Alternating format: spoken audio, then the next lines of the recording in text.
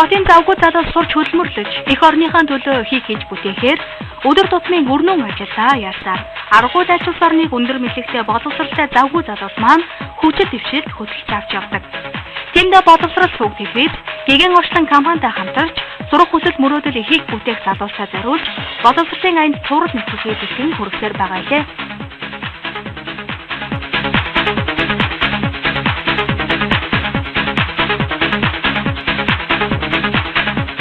Энэхүү цувралаараа бид боловсролын салбарт хоёр улсын өөр соёл иргэншил ижил мэргэжлээр сурч байгаа огтоор дамжуулан ирээдүйд сайн мэргэжилтэн боловсон хүчин болох залуусаа санаа зовлон олгохыг зорж байгаа лээ.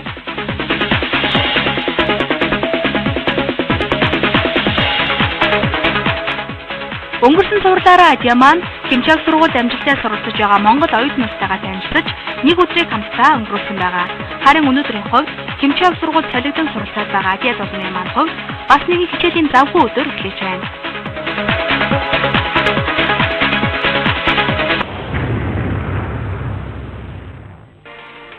Хайраар дэлхийг өршин гэсэн урайнд ор үйл ажиллагаагаа 34 жил явуулж байгаа уг сургуульд суралцж байгаа оюутнууд нэлээд сэтгэл хангалуун байдаг нь өнгөрсөн 3 хоногт бидэнд харагдаж байсан юм. Өчигдөр бидэнтэй уулзсан Монгол оюутнуудын маань хувьд сурах орчин, амьдрах нөхцөл нь хангалттай сайн байдаг. Тийм ч болохоор хэлний сургуулиндаа сургаас гадна спортын том наадамдаа бэлтгээд бүх ажлыг амжуулж чаддаг гэж ярьж байсан. Үдээс өмнө Адиа маань 15 мянган оюутанд хандсан олон үйл ажиллагаа явуулж тэдний санал бодлыг илэрхийлж байдаг Кимчаан сургуулийн FM-тэй болон оюутны зөвлөлтөд уулзаж аялсан байгаа. Самано танд энэ өдрийн мэндийг хүргэе. Бидний хүлээж аваад ярьцлага гэж маш их баярлалаа. Өөрийгөө танилцуулна уу? Сайн байцгаана уу? Би Кимчаан их сургуулийн FM радиогийн захирал Тим Юра байна. Сургуулийнхаа радиогийн талаар танилцуулна уу? Оюутнуудад зориулсан ямар нэвтрүүлэг татдаг вэ? Манай Кимчаан их сургуулийн FM радио 1983 онд анх болгогдсон. Одоо 30 жил 이어지고 있고요. 아침, 점심, 저녁 세 번으로 방송 나눠서 방송되고 있는데 점심이나 저녁 방송들은 하고 여러분들이 많이 듣고 있기 때문에 영화나 음악, 책 같은 문화 소식도 전해드리고 있고요. 시사나 상식 같은 것도 여러분께 전해드리고 있습니다. Радиод маань хэдэн нэвтрүүлэгч ажилладаг вэ? Ямар хүмүүс ажилладаг вэ? Оюутнууд нь өөрсдөө ажилладаг уу? Эсвэл гаднаас өөр нэвтрүүлэгч хөтлөгч энэ төр ирж ажилладаг уу? 저희 방송국에 교내나 교외 취재활동 같은 것도 하고요. 축제나 학교 큰 대회 행사 같은 거 있을 때도 참여를 하고 있는데요. 저희 방송국 같은 경우는 지금 인원으로는 전국원 5명으로 이루어져 있고요. 실무국장 1명과 방송부, 제작부, 기술부, 취재부, 기획부 이렇게 5부로 이루어져 있고요. 이루어져 있는 구성원들은 모두 김천대학교 재학생들이. Оюутнууд өөрсдөө ингээ их сургуулийн радиог ажиллуулдаг нь маш их сайхан юм. Их сургуулийн маань хотхон угаасаа их том болохоор оюутан бүрт хэрэгтэй зар мэдээлэл тухай бүр үеийнх нь хэрэгтэй мэдээлэл хүрч чаддагт нь бас их баяртай байна. Их сайхан юм. Тэгээ бас бид нар бас өглөөний цайны үеэр танай нэвтрүүлгийг сонссон. Маш сайхан сонсогдчихлээ. Тэгээ цаашдынх нь ажил хөдөлмөрт уран бүтээлд өндөр амжилт хүсье. 저희 방송을 들어주셨다니 영광이고요. 다음에 또 들려주시면 더 좋은 방송으로 들려드릴게요. 감사합니다. Адиа маань Кимчааг сургуулийн дэргэдэх Хөвс радиогийн шууд эфирийн дундуур хэсэг хугацаанд ярилцаж амжсан. Уг FM-ийн үйл ажиллагааг сургуулийн удирдлагууд нэлээд анхаарал хандуулж хамтран ажилладаг. Энэ нь олон оюутанд тогтмол цагт нэгэн зэрэг хандаж олон мэдээллийг хүргэдэг цамхан бүрэлдэхүүнтэй шуурхай байгууллага болох нь харагдаж байлаа. Хөвс радиотой танилцаад Адиа маань оюутны зөвлөлийн дарагтай цаг болцож уулзсан байгаа. Ер нь Кимчааг сургуулийн аль салбар сургууль байгууллагатай очиж танилцахад яг болсон цагтаа бусад ажлаа хойшин тавьж нэлээд халуун дулаанаар Адиаг ухсаж байсан юм. Улсдаа салбарт ажиллах сайн боловсон хүчин нийгмийн хариуцлагатай иргэд болгохоор зорж байгаа уг сургуулийн оюутнуудын дундаас оюутны зөвлөлийн дарга болон зөвлөлийн гишүүдийг сонгодог байна. Нийт 11 гишүүнтэй 5 хэлтсийн ахлах 4 албаны дарга гэсэн цомхон бүрэлдэхүүнтэй боловч олон мянган оюутны дуу хоолой болж санал бодлыг нь дамжуулж чадах нь гайхалтай сонсогдож байсан юм. 안녕하십니까. 김천대학교 제16대 대의원 의장 문희수라고 합니다. Кимчэн их сургуулийн оюутны зөвлөл нь оюутны эрхийг хамгаалж, мөн оюутны аливаа асуудал гомдол саналыг удирдлагад дамжуулан шийдвэрлэж, оюутнуудын сурах таатай нөхцөлийг бүрдүүлэхийн төлөө хичээж ажиллаж байна. Оюутны зөвлөл маань бүтцийн хувьд зөвлөлийн дарга болон орлогч дарга, бүх албатуудын дарга, хэлтсийн даргуудаас бүрддэг юм а. Оюутны зөвлөлийн зүгээс шинээр элсэгч оюутнуудыг угтан авах ёслол, урлагийн наадам болон спортын тэмцээн гэх зэрэг оюутныг хамарсан том арга хэмжээнүүдийг зохион явуулдаг. Гишүүдийн хувьд оюутны удирдах зөвлөл маань нийт 11 гишүүнтэй. Дарга, орлогч, 4 албаны дарга, 5 хэлтсийн дарга нар ажиллаж байна. Одоо сургуулийн спортын наадам болно. Оюутнууд альва арга хэмжээнд оролцохын тулд оюутны хуримтлал буюу фондны мөнгийг төлдөг. Гадаад оюутнууд маань фондны мөнгө төлөөгүйгээд энэ удаагийн спортын наадамд оролцуулах ёсгүй байсан боловч гадаад оюутнууд маань өөрсдөө маш их хүсэж байсан. Тэгээд оюутны зөвлөлийн зүгээс тэнхмүүд дарга нартай зөвлөлдөөд гадаад оюутныг тэмцээнд оролцуулахаар болоод гадаад оюутны баг гаргахаар болсон байгаа. Сургуулийн тэтгэлгэл авдаг өөр давуу эрх бол байхгүй. Зөвлөлийн дарга 100%, орлогч дарга 70%, албаны дарга нар 60%, хэлтсийн дарга нар 30%-ийн сургуулийн тэтгэлэг авдаг юм а.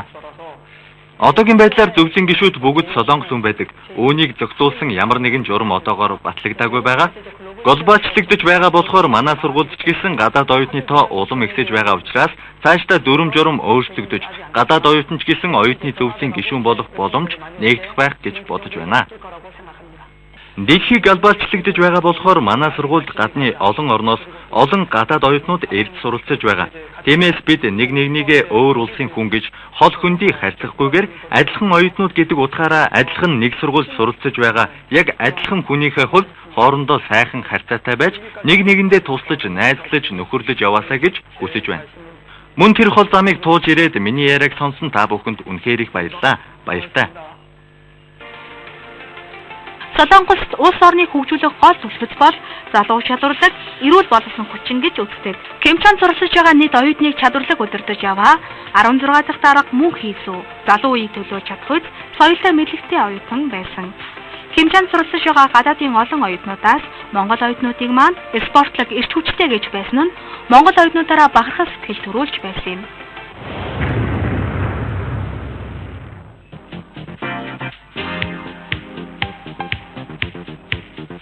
Адиа маань оюутны холбооны байрнаас Монгол оюутнуудтайгаа уулзахаар явсан. Жилд нэг удаа болдог хамгийн том спортын наадамдаа бэлтгээд сургууль даяараа дуу шугандаа нэгэн оройг өнгөрүүлэхээр болсон.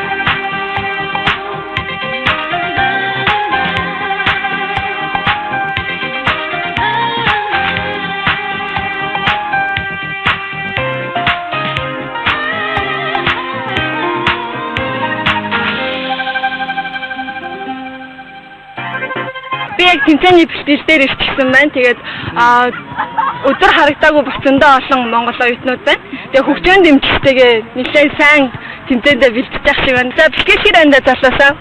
Манайхан бэлтгэлээ сайн яаж байна. Манай энэ сахны бэлтгэл энд явагдаад ийшээ гарахаараа бейсбол модын бэлтгэл явагдаад манайхан ингээд манай баг хүмүүс сууж байна ингээд. За бэлтгэлээ хийж үзлээ нэлээ сайн тоглож байна. Ер нь амжилт гарах юм шиг байна.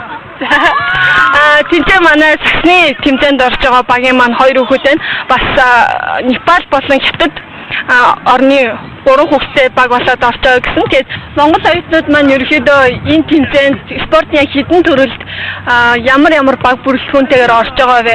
Монголчууд яг тасгалжуулж байгаа ямар нэгэн ахлагч хүн байгаа юу? Энэ ч манай хамтлаа. За. Тэмцээнийхээ талаар, төрлүүдийнхээ талаар Манай сургуулийн ингээ хаврын баяр болж байна. Тэгээд хаврын баяр болоод хүүхдүүд тэмцээнд маш их тийм хүчтэй их тийм бэлтгэж байна. Тэгээд манай монгол оюутнууд болохоор ингээ гадаад оюутнуудтайгаа нийлээд тийм нэг баг болоод тэгээд одоо Солонгосын үндэсний бүх тэгээд хөл бөмбөг, сагсан бөмбөг гэл ингээд тэмцээнүүд болж байгаа юм л да. Тэгээд хүүхдүүд их эрчүүчтэй их тийм итгэвтэй бэлтгэж байгаа. Тэгээ манай Монгол оюутнууд гэсэн Солонгос оюутнуудаа тусгааргүй баг бүрдүүлээ. Тэгээд маш их эрчит хүчтэй бэлтгэж байна. Тэгээд энэ сууж байгаа оюутнууд маань болохоор сагсан бөмбөгийн багийн маань оюутнууд байгаа. Тэгээд одоо ийшээ болохоор ингээд хөл бөмбөгийн оюутнууд бас байгаа. Тэгээд Солонгосын үндэсний ширэм гээд бүх үндэсний бүх байдаг. Тэгээд Монгол оюутнууд орж байгаа юм. тэнд нь манай Монгол оюутнууд 3-4 Монгол оюутнууд орж байгаа. Тэгээд сайн бэлдэж байгаа баг нэгдүгээр орно гэх тийм итгэлтэй л байгаа. Одоо миний энд хажууд сууж байгаа хүмүүс болохоор тэр үндэсний Солонгосын үндэсний бүгд орж байгаа. Тэрчээ сууж байгаа байна бас орж байгаа. Тэгээ хоёр хүүхд бас ингээд орж. Тэгээ хөл бөмбөгийн октод маань хөл бөмбөгт орж байгаа. Тэгээ энэ октод маань хөл бөмбөгийн бэлтгэл бас хэр байгаа тэр тухай бас асууя тий.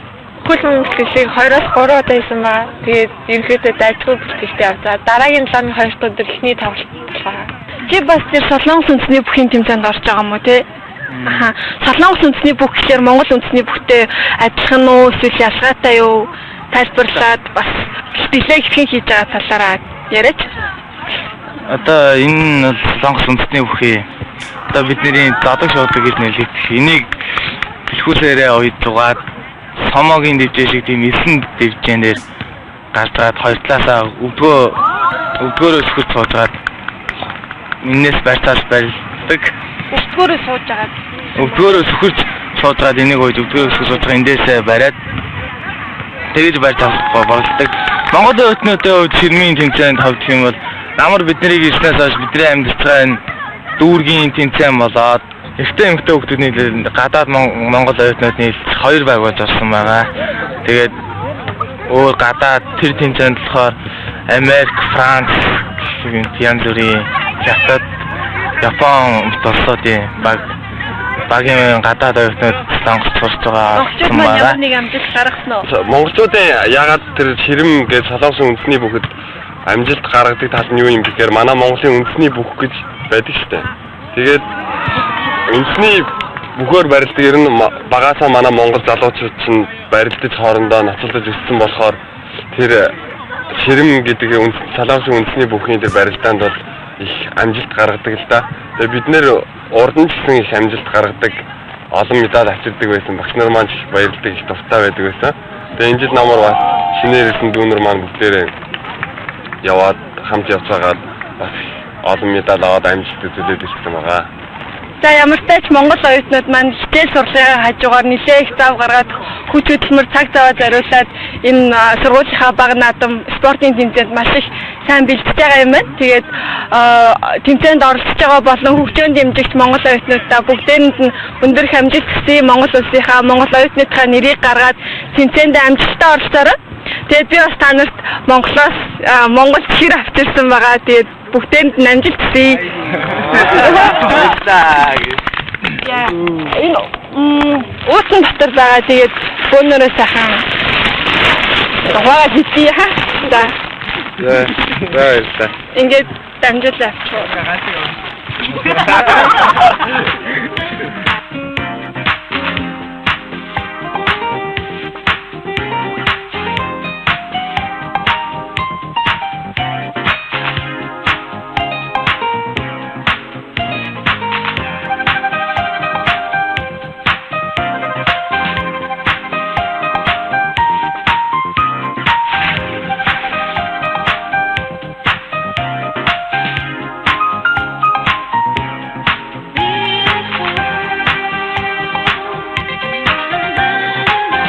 Өнөөдөр миний сургууль дээр Монгол оюутнуудтайгаа танилцаад оюутны байраар нь очиж амьдрах уу яаж сурдаг байдлаа танилцаад маш сонирхолтой бөгөөд маш гоё өдөр байлаа. Тэгээд Монгол оюутнууд маань ч гэсэндээ сурах тийм хүсэл эрмэлзээр дүүрэн маш хичээл сурлагатай сайн суралцдаг юм байна. Тэгээд амьдарч байгаа болчихно ч гэсэндээ маш тоглог тав тухтай юм байна. Тэгээд нэмж ихэд одоо гэр орноосоо хоол аав ээжээсээ хоол те мөнгө төгрөг цаг хугацаагаа зарцуулаад ингэж сурж байгаа хичээл маш сайн хийгээд Монгол их орондоо Монголынхоо ирээдүйд хэрэгтэй сайн боловсон хүчнүүд болцоогоод буцаад Монголдо очиод те Монгол орныхоо хөгжлийн төлөө сэтгэцгээгээрээ Монгол орн чинь та бүхнээр дутх болно шүү. Тэгээд дахиад тантай амжилт хүсье. Зөндөө хичээгээрэй. Ингээд дараагийн дугаараар манай боловсролын аяны баатар болох Миньян Адя хоёрын хаа сурч ямар шинэ мэдлэг мэдээлэл үзэгч та бүхэнд хүргэхийг хамтдаа сонирхох болно. Та бүхний мэдлэг оюун хурц байж Монголын манд хөгжил үргэлж дээшээ байх тухай баяртай үзэгчтэй.